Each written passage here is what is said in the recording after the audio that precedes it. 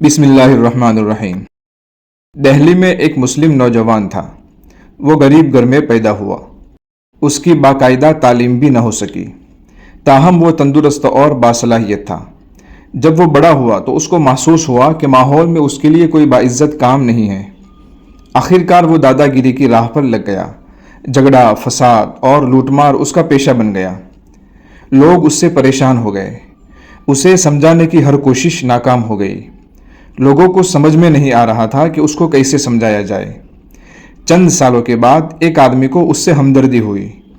اس نے اپنے پاس سے کچھ رقم بطور قرض دے کر اس کو دکانداری کرا دی۔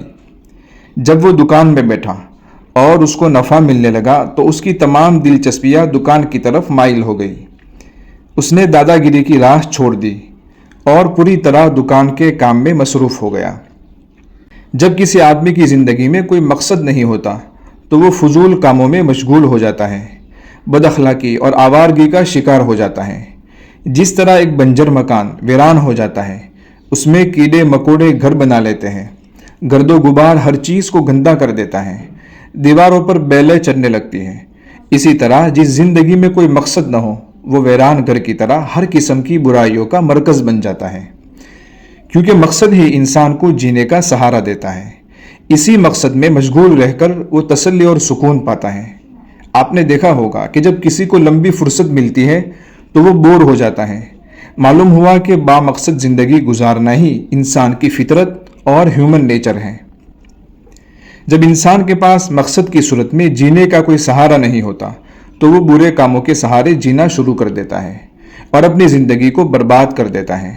بے مقصد آدمی کا دماغ شیطان کا کارخانہ ہوتا ہے۔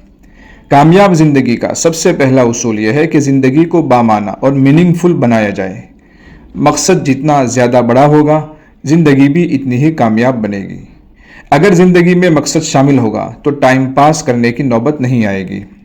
اگر زندگی میں مقصد آئے گا تو ایک کام پر فوکس کرنا آسان ہوگا اور اچھے نتائج کے لیے کسی کام پر فوکس کرنا ضروری ہوتا ہے۔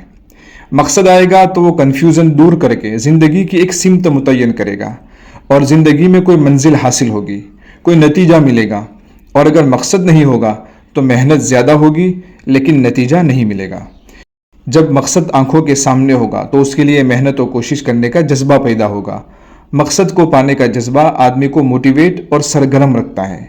جب مقصد واضح ہوتا ہے تو رکاوٹیں ختم ہو جاتی ہیں۔ اس لیے سب سے پہلے اپنی زندگی کو بامعنی، بامقصد اور میننگ فل بنانے کی کوشش کریں۔